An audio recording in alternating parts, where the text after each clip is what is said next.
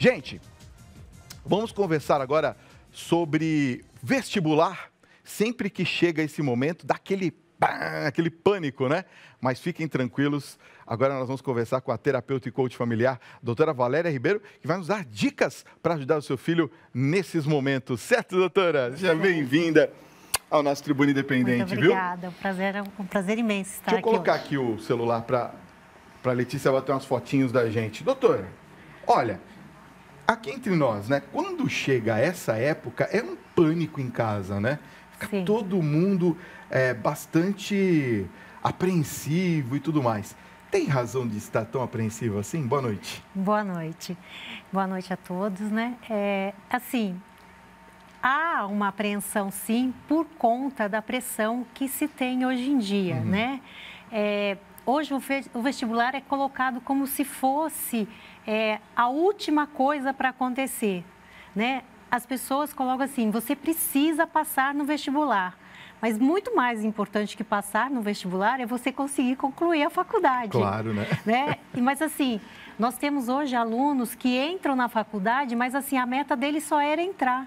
Ele não tinha como meta concluir a faculdade. Então assim, eu passei, cumpri a meta. Tá. E daí tem essas dificuldades. Mas daí, o que acontece com tudo isso? Há essa pressão imensa hoje da sociedade que você tem que fazer uma faculdade, que você tem que ser o melhor aluno, que você tem que ser perfeito, você tem que ser bom em tudo.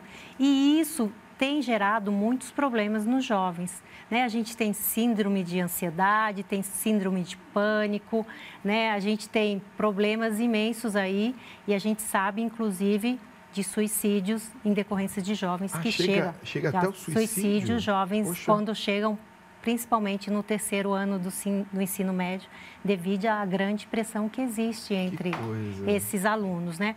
Porque, assim, vamos dizer, na minha geração, ninguém ficava perguntando muito o que você ia fazer na faculdade, né? Porque a gente nem sabia muito se iria conseguir fazer uma faculdade ou não, devido às condições que a gente tinha, e era mais restrito. Verdade. Hoje em dia, a gente já vê pais perguntando aos seus filhos, na 8ª série, 9º ano, o que vai fazer na faculdade. Às vezes a própria escola, né? Fala, você tem que escolher alguma coisa, mas sim, talvez não seja nenhum momento. Mas né? assim, uma criança nessa idade não tem maturidade para fazer essa escolha. Principalmente, vamos dizer, nem aos 17 anos e meio, 18, é difícil fazer uma escolha como essa. Principalmente quando é colocada como se fosse uma escolha para a vida, como se ele não pudesse fazer uma mudança. O que os pais precisam ter ciência que os jovens de hoje, eles vão ter, no mínimo, 3 carreiras diferentes durante a vida profissional. É mesmo? Sim, eles vão poder ter de 3 a 7 carreiras. Quer dizer, a pessoa escolhe no meio do caminho? Sim, ela pode trocar de carreira. Tá. Ela pode se formar em outra coisa, ela pode decidir fazer outra coisa. E a gente vê hoje jovens que muitas vezes se formaram, vamos pensar numa engenharia, daqui a pouco está fazendo gastronomia. Aí você pergunta assim, mas o que tem a ver gastronomia com engenharia? Aí ele fala assim, é simples, eu gosto de cozinhar e eu quero aprender. E ele pode, no meio do caminho, deixar a engenharia e virar um chefe de cozinha. Que coisa, não? E não tem nada de errado nisso. Porque, na verdade, hoje os conhecimentos se somam. E isso é o que faz a diferença desses jovens. Né? É isso que faz a diferença dele quando ele vai para o mercado. Porque vamos pensar, se quase todos vão ter aí o seu nível superior, porque há anos atrás, ter o nível superior era a diferença. Hoje, só ter o nível superior não é mais a diferença. E daí vem a pressão dos pais, que a criança tem que ser bilíngue, trilíngue, né? Tem que ser esportista, né? Tem que ser tudo. Tem mais valores agregados ainda, né? Isso. Daí nós pegamos jovens que têm hoje uma agenda, que é uma agenda de um adulto. Entendi. Ele não tem permissão para viver. Ele tem permissão para estudar 24 horas por dia. Bom, eu quero que a gente continue com esse papo, porque eu queria saber aquela questão da prova, sabe? Quando chega a possibilidade que ele fala assim, o pai, por exemplo, fala, o meu sonho era ser médico. E aí ele fala assim, não, meu filho tem que ser médico. Espera aí que a gente já vai continuar conversando. Porque eu quero falar um pouquinho, então, sobre a questão da quando os pais se projetam nos filhos, né? E aí fala assim, olha, eu queria tanto ser médico, mas eu não consegui porque não podia pagar a faculdade. Agora eu posso. Quero que você seja médico. Como é que o jovem lida com essa pressão? Nesse contexto, né, o pai precisa ter claro uma coisa: quem vai fazer a faculdade é o filho e não ele. E cada pessoa tem os seus dons, tem os seus talentos, tem as suas habilidades e isso deve ser respeitado. Tá. Há casos que há filhos que, inclusive, cursam até a faculdade que o pai ou a mãe deseja. Quando ele termina a faculdade, ele chega com o diploma e diz assim: toma aqui o seu diploma, agora eu vou fazer o que eu quero. Quer dizer, ele faz... Ele pode até fazer. Mas aí depois ele vai buscar o sonho dele. Sim. Que coisa, não? Porque assim, se ele for realizar o que o pai quer, ele vai se frustrar na vida. Claro. E vai ser muito difícil. Vamos pensar, você está falando de médico, né? Nós vamos ter um médico aqui hoje, você já imaginou, né? um médico que não gosta do que faz. Não gosta do que faz? Meu Deus do céu. É muito difícil, né? E é um trabalho que exige, né? Vamos falar um pouquinho sobre a questão do vestibular de uma maneira prática? Eu queria falar de alguns itens, de dicas para as pessoas que estão nos acompanhando. Só uma pergunta, o cursinho, porque muita gente nesse intervalo acaba fazendo os cursinhos, ele mais ajuda ou atrapalha? Bem, há alunos que decidem no terceiro ano fazer o ensino médio durante o dia e o cursinho à noite para complementar. Tá. A grande questão é: qual é a carga que isso tem sobre o aluno? Tá. Se isso estiver estressando ele, se estiver cansando demais, ele não vai ter rendimentos bons. Então, isso pode não ajudar. Por quê? Uma das coisas que se esquecem é que a gente precisa dormir, descansar, porque normalmente enquanto você descansa, né, o cérebro processa o que você aprendeu durante o dia. Verdade. Se você não tem um bom sono, como você vai processar o que se aprendeu? Né? Se você está colocando uma carga muito grande, daí a gente sabe de jovens que começam a tomar café demais, a tomar Coca-Cola, a tomar as bebidas, né, que são os energéticos, que na verdade fazem mais mal do que bem, principalmente para os adolescentes, que já tem estudos que comprovam. Então, é preciso ver que carga de estudo esse adolescente suporta. O que é mais importante? O mais importante, muitas vezes, é estabelecer um cronograma de tarefas, uma rotina de estudo e que realmente aquilo seja cumprido. Porque, na verdade, muitas vezes o aluno não tem tanta disciplina. E se ele tiver uma boa disciplina de estudo, ele não precisará fazer esses dois. E o mais importante é que ele faça a trajetória, desde o primeiro ano até o último ano, até o terceiro, pensando sobre essa rotina de estudo, sobre esse plano de estudo, para que quando ele chegar no terceiro ano, ele não tenha uma carga maior. Porque o que a gente vê normalmente, né, no consultório, principalmente é como se o último ano fosse aquele derradeiro e ele precisa aprender tudo o que ele não aprendeu, inclusive, nos 2 anos anteriores. Aí sobrecarrega, é isso? Aí sobrecarrega. E daí ele vai para um cursinho tentando aprender o que ele não aprendeu nos 2 anos anteriores. Ou seja, aí mistura tudo na cabeça, Exato. O aluno se atrapalha todo. E daí a gente ocorre o quê? Tem aluno que a gente sabe que até em termos de conhecimento estão super bem. O conhecimento está dentro dele, ele tem condições de fazer um excelente vestibular. Mas devido à pressão, à ansiedade, o cansaço, o estresse, ele chega na prova e acontece, né, como estava falando ali, dá branco. O branco total, né?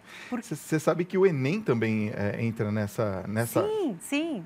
corrida. Às vezes o cursinho acaba não valendo nem a pena, né? Sim. Eu queria falar sobre as dicas, vamos? Vamos. Daqui a pouquinho. Vamos dar as dicas então, doutora? Está todo mundo pedindo aqui pra gente. Primeira dica, descanso. É isso? Isso. Precisa, né? Pelo menos 8 horas de sono. Todo jovem precisa. A gente sabe que na fase da adolescência, ele se deixar, dorme até muito mais que antes. Dorme o dia inteiro. Né? Sim. Então, pelo menos 8 horas de sono. Isso é muito importante. Uma outra coisa importante, que é o que você acabou de fazer agora, beber água. Beber água. Isso. Nosso corpo é feito de 70% de água. Tá. Né? Então, beber água ajuda a não ter dor de cabeça. Tá, olha que interessante. Porque, às vezes, principalmente no vestibular, os alunos começam a ter dor de cabeça porque estudam muito e muitas vezes não é por conta até dos estudos, é por falta de água no organismo. Tá, entendi. Tá? Uma outra coisa é estabelecer uma rotina de estudo. Tá. Né? É muito importante que essa rotina seja estabelecida. Uma outra questão é, qual é o seu canal de aprendizagem? Cada um tem uma forma de aprender. Alguns são visuais, outros são sinestésicos, outros são auditivos, alguns são leituras e escrita, né? Então, é muito importante que você descubra. Então, tem pai que está lá vendo o filho com fone no ouvido, ouvindo música, e ele estudando, ele fala assim, como que você pode estar estudando ouvindo música? Mas ele é auditivo. Aquilo, para ele, ajuda com que ele aprenda. É a tal da mente multidisciplinar, essa daí? Também tem a mente. Faz um monte de coisa ao mesmo tempo, Sim, né? Hoje os adolescentes fazem isso, né? Tá. Então, é bem importante essas questões. Outra dica é nada de se trancar no quarto? Por quê? Porque assim, hoje nós temos jovens, né, que acabam se trancando no quarto e não tem convívio social. Tá. E nessa fase da adolescência, é muito importante que eles tenham esse convívio social, que eles tenham um relacionamento, que eles pertençam a uma tribo, a um grupo, seja lá o que for, né? Então, às vezes, é preciso sair de casa, respirar um pouco, caminhar, ir fazer um esporte, ir ao cinema. Então, não só ficar no quarto ali estudando. Tá. É importante que também se viva nessa fase, porque dá. É possível. Né? É conciliável. É possível. Pensamentos positivos. Sim, porque tem, né, as pessoas ficam às vezes assim, desse jeito assim, eu não vou conseguir, eu não sou tão bom quanto fulano, tem o nerd lá da sala, ele vai passar em tudo, mas quem sou eu? Eu não vou conseguir entrar, né? Eu vou dar um exemplo prático do que aconteceu esse ano na minha casa, porque meu filho entrou na faculdade esse ano, tá, né? E ele passou exatamente na faculdade que ele tinha certeza que ele não ia passar. Entendi. Né? Mas a gente sempre dizia para ele, olha, o conhecimento está dentro de você, você tem capacidade, você pode ir lá que você consegue. Nós confiamos em você, que é o papel dos pais. Também, dos pais falarem o que é bom para os filhos. O que ele tem de bom? Quais são as habilidades? Reconhecer o que ele fez durante os 3 anos de ensino médio. Porque tem pais, o que ele faz é só pressionar. Ou seja, valorizar também as conquistas. Sim, porque isso fortalece a autoestima desse jovem. Agora você colocou aqui um item que eu achei muito interessante, fazer a prova estrategicamente. Eu tenho que traçar uma estratégia para fazer a prova? Sim, porque vamos pensar, se eu começar a fazer a prova e ficar ali naquela questão difícil e eu não resolvo, e o tempo vai passando, existe um tempo. Então, até tem assim, cada pergunta você deve se fazer em 1 minuto, 2 minutos, porque isso é dito a eles, né? Pelo tempo que se tem, pela quantidade de perguntas. Então, vamos pensar. O nosso cérebro, às vezes, a gente não tem lapso de esquecimento e a gente fica assim, como que é o nome daquela pessoa mesmo? E a gente não lembra naquele exato momento. Mas daí, a gente começa a fazer uma outra coisa e o nosso cérebro traz o nome daquela pessoa. E isso acontece também numa prova. Vamos pensar, você vê a pergunta mais difícil, leu, não entendeu. Mas o seu cérebro, num segundo plano, apesar de você ir para uma pergunta mais fácil e resolver, o seu cérebro fica buscando a resposta internamente para poder dar a resposta para aquela questão que você não conseguiu responder. Quer dizer, aí quando lembrar, volta naquela questão. Exato. Além de que, também, às vezes, tem respostas que você encontra em outras perguntas. É verdade. Né? É verdade. Então, assim, você leia para saber qual é a pergunta, mas depois continue fazendo as que são mais fáceis, mas você já tem consciência das que você deixou para responder depois. E isso ajuda com que você faça a prova mais rapidamente. Gostaram, gente? Eu também gostei. Dicas valiosas. Vocês anotaram direitinho? Aí você fala, mas eu quero saber mais informações com a doutora. Vou passar os contatos. Filhosofia. Olha que legal. www, tá aqui no vídeo, ó. Filhosofia, gostei desse tema, viu? .com.br. O Facebook também é @Filhosofia Educação, só que sem acentuação, né? Exato. Tem um canal no YouTube? Sim, também é Filosofia Educação também. Tem vídeos lá com dicas? Tem mais de 100 vídeos. Olha que legal. E o Instagram, @Filhosofia também, para você e sua família seguirem aí e verem um pouco mais do trabalho da doutora. Certo, doutora? Obrigado pela sua presença nessa noite. Eu que agradeço. Muito obrigado por ter vindo aqui à nossa Tribuna Independente, viu? Foi um prazer estar aqui com vocês. Prazer foi todo nosso.